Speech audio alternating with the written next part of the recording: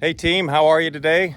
We're going to do a little product review here of this John Deere 5320 tractor. I have the hood up there. I just got done washing it for this video, the first time I've washed it ever. Didn't think I would ever, except I'm doing that for you guys. So there's some quirks on this thing that I just don't understand why John Deere did that. So we're going to talk about those in greater depth, so follow along. Okay, here's the tractor in its entirety. It's again a John Deere 5320. It's got the 541 loader on it. It's a four-wheel drive model. It does have the reverser transmission. I have a lot to say about that. It's equipped with these larger front wheels, which I like. So there are a couple of things I like about it, but there's so many things that I just don't understand why John Deere did what it did. This is a 63 horsepower. This unit is equipped with a category 2 3-point system, and it's got 2 remotes on it. Yeah, as you can see, I lost the fuel cap. It's got 2 remotes that seem to function fine. 50 or 540 RPM PTO. This does not have the economy PTO installed. I think it comes with it, but this unit doesn't. Controls wise, PTO engagement, which is a separate clutch in and of itself. So when you engage that, the PTO immediately starts spinning. You can't step on the clutch to disengage the PTO. You have to activate that lever. In the back there is the four-wheel drive. Just to the right of the four-wheel drive, where there's not a lever, is the economy PTO that allows you to run at 540 at a lower RPM.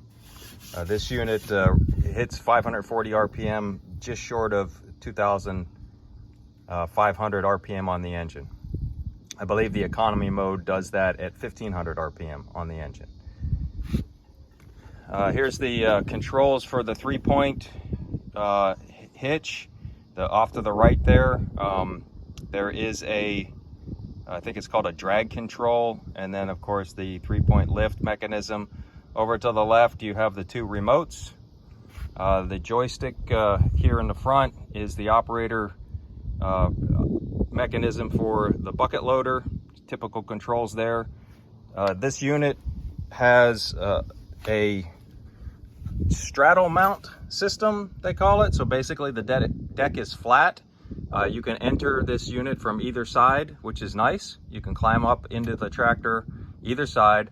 The steering wheel tilts by lifting it as opposed to pulling it down and locking it. So it's spring activated, it returns, which is a nice feature. I like that, as opposed to basically having to lock it up and then lower it again. The dash is pretty standard. It's dirty. This is the control for the reverser transmission. On the other side, you have your standard lights. There's also lights down below. It does have a way to lock down here, this lever. You can lock the steering wheel in the up position. You got your typical pedal arrangement. You've got the clutch on the left. You've got the 2 brake pedals for independent braking. You got the throttle pedal with the orange rubber protective thing on it. You also have a throttle control right there at the operator station, which basically locks your throttle in at whatever speed you like. All right, under the hood here we see the 3-cylinder powerhouse turbocharged engine that delivers, again, I believe it's 63 horsepower. That is the hydraulic pump. Filters are all pretty easy to get to. That's the oil filter. This is the oil fill cap, which is not obvious. This fuel filter, we'll get into the fuel system when we start talking about things that I don't like, and we'll go into depth on that, probably come back here again. The starter is right underneath the fuel system. So, you know, without the loader on it, it's much easier to get to. Let's go around to the other side and take a look. Not a lot to see there. You have your fuel pump mechanism, your injector pump, I should say. And that's about all it's on this side. I haven't really had to get in, no engine problems at all, so that's good. I have had some transmission problems. We'll talk about that also. All right, let's talk about the fuel system. Here's it's kind of an auxiliary fuel tank, if you will. I am missing the cap to it. The main fuel tank is down low, up underneath of the frame itself, and that puts the fuel supply source lower than the engine. And in an effort to save a few bucks, John Deere decided that they weren't going to put in a small fuel pump.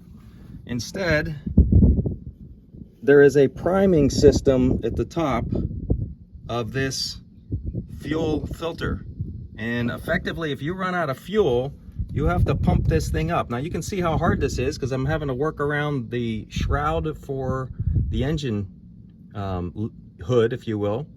But here you have to pump this thing up and down to draw fuel from the fuel tank, fill and saturate the fuel filter, and then push it to the injector pump, which is on the other side of the unit, before you can get any fuel up into your cylinders.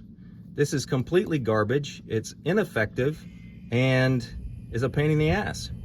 They do have a small check valve in the system that prevents the fuel from flowing backwards back into the tank when you turn the engine off. So this is really only a problem if you run out of fuel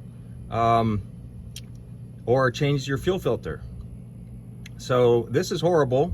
It costs $35 to put in a little electric pump. That's my price. That basically delivers fuel from the fuel tank up to the fuel filter. And so we'll go take a look at that. There we go. You can see that electric fuel pump there that I had to install in line. And what that does is basically it'll run and get fuel, provide positive displacement up to the fuel filter. Why John Deere couldn't install something factory, I have no idea. This is it's very effective, it's very cheap, and I would suggest that you do this as well. While we're under here, there's the hydraulic filter, that big canister at the bottom left of the screen. And so that's pretty easy to get to as well. Parts for this thing are pretty expensive, being a John Deere.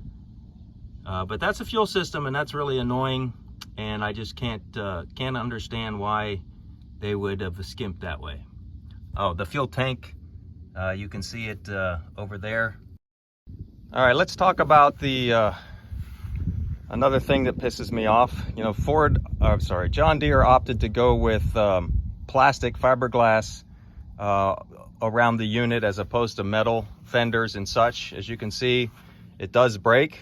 They advertise this as a plus because it's flexible, and because it's flexible, it won't get dented. Well, they're right about that, but it'll certainly break. And you can see high stress areas here. This handle is where you climb up on it. We'll go around to the other side and take a look at how I've had to repair that. The hood is also made of that fiberglass. The big thing here is these shrouds. These go on the side right there in front of the battery. They are, you end up removing these things periodically, and as a result, they get very weak and brittle. So you can see this is all busted up. It's been cobbed together. I've had this tractor for about 2 years. I bought it used. So the individual who owned it before me did most of this. I need to get new ones. This goes on like this. There are 2 little cleats down there at the bottom that you can see. And then on the bottom here of the shroud is this metal cleat that fits inside of there. And if I can do this with one hand, that goes right there. And then these 2 pins, one underneath of my hand here, there it is. That's what secures it. And as you can see, this has been cobbed together. There's some zip ties around it trying to reinforce it. It's all broken in the middle. Just a really shitty design. This is completely unexcusable for a high-end top dollar tractor like this. So I would much rather had this been metal and not had to worry about it. But as you can see, it's broken. Going around to the other side, it too is broken. You know, here's the back side of those pins at the top. This just broke today. This is my last cleat that goes on the bottom here. This fit in just like this. And when I was taking it off, it broke. So here's the battery terminal, or I'm sorry, the battery compartment from the other side. And again, these tits here and here is what holds this shroud on. Just totally unacceptable for a very expensive tractor. Here's the other side of the fender. As you can see, I did a fiberglass patch on this that is pretty good. It works. Otherwise, this thing wouldn't have been in place, and you really need this to get up into the tractor. It's a pretty good step. So you're going to place your hand here and you're going to pull yourself up, and as you do that, you're putting a lot of force on these. So I had to basically rebuild this side.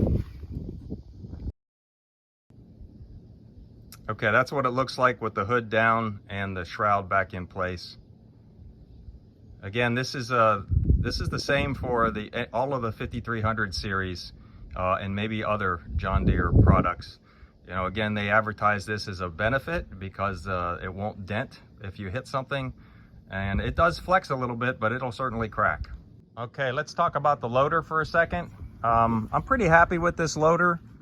It's got a very good capabilities. I'll try to put a cut sheet up of those. It reaches up very high. It's pretty strong, very functional. This has the John Deere quick disconnect, which I think is substandard compared to the backhoe style quick disconnect. The only thing holding this bucket on is this pin, and if you backblade it all, or you know, you're pushing down with your bucket, it puts a lot of force on that, and you can bend a pin. I actually broke this peg off. Actually, let me I'll go over to my forklift and show you what that looks like. Okay, here's the set of forks I have for it. Again, I like a quick disconnect bucket. I had a Branson tractor, Chinese/Indian built tractor with I think it's called a universal quick disconnect, and I liked it a lot. I wanted another quick disconnect. I do use forks and the bucket interchangeably. Forks come in real handy when you're working by yourself. Well, they come in handy, period.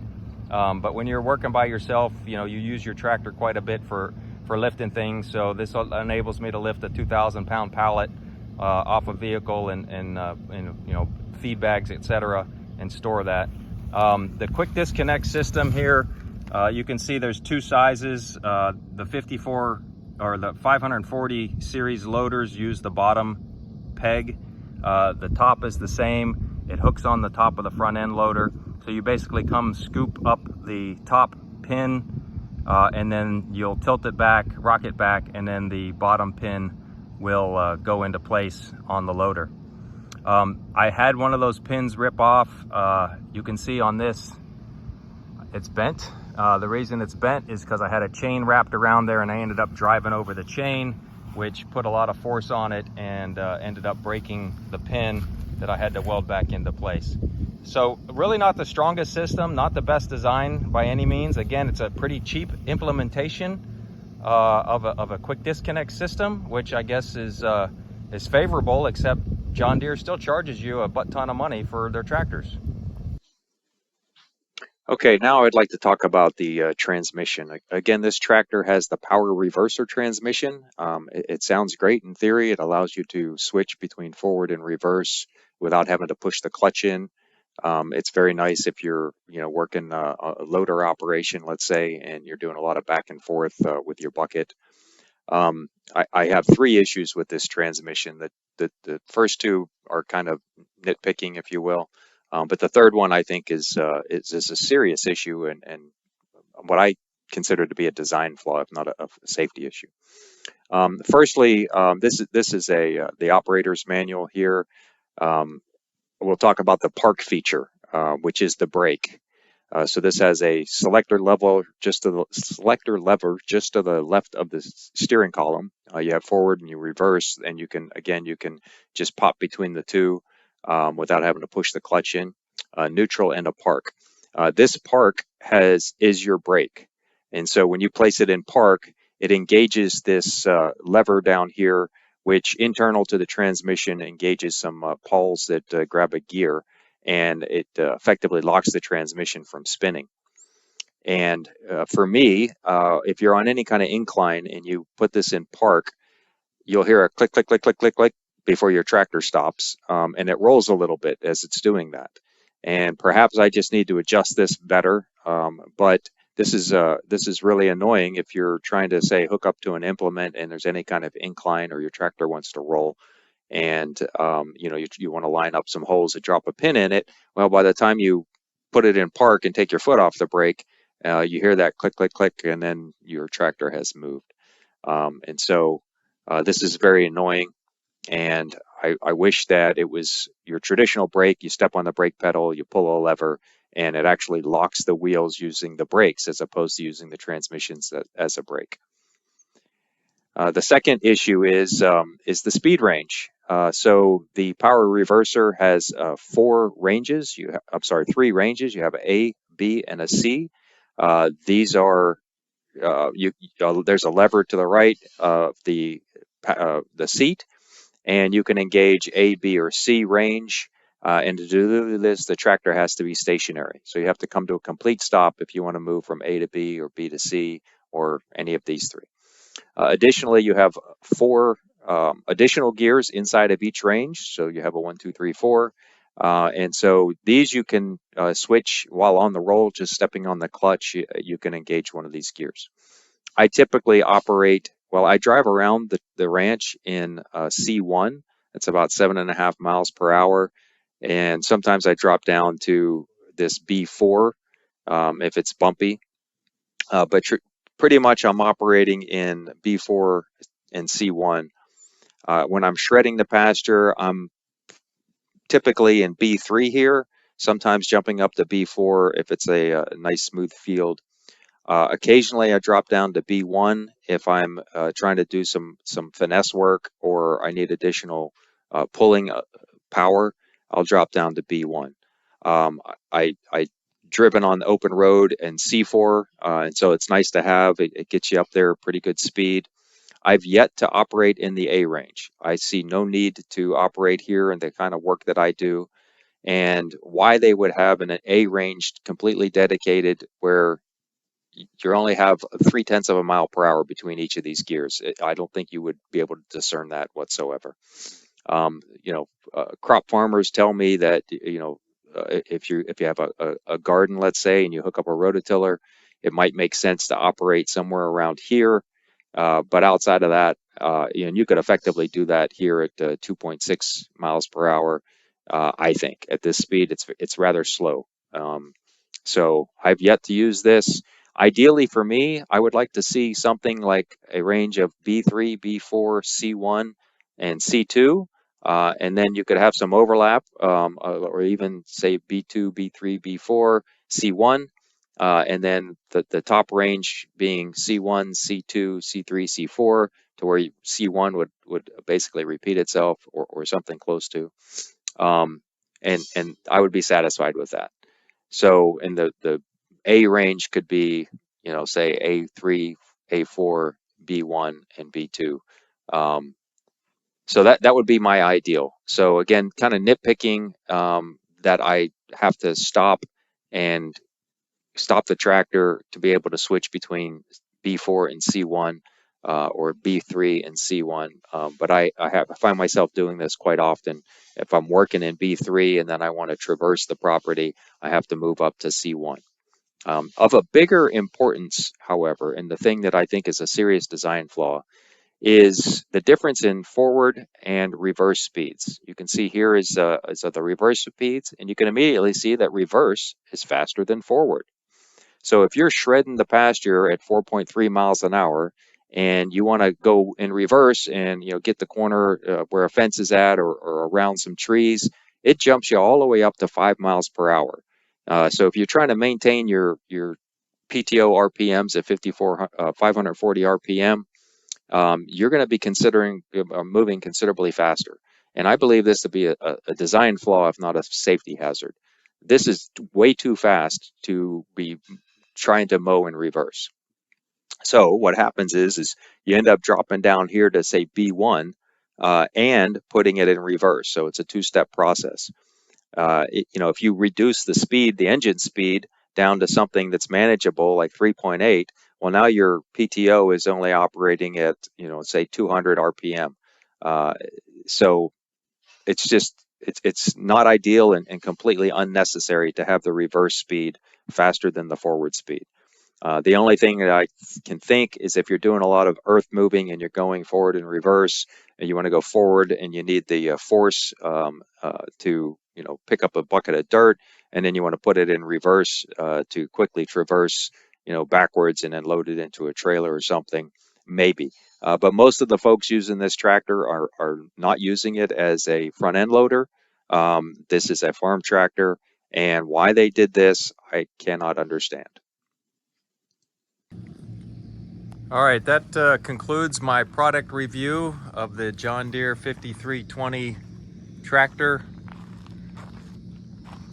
Overall, I guess it's not a bad machine. It's got some nice features.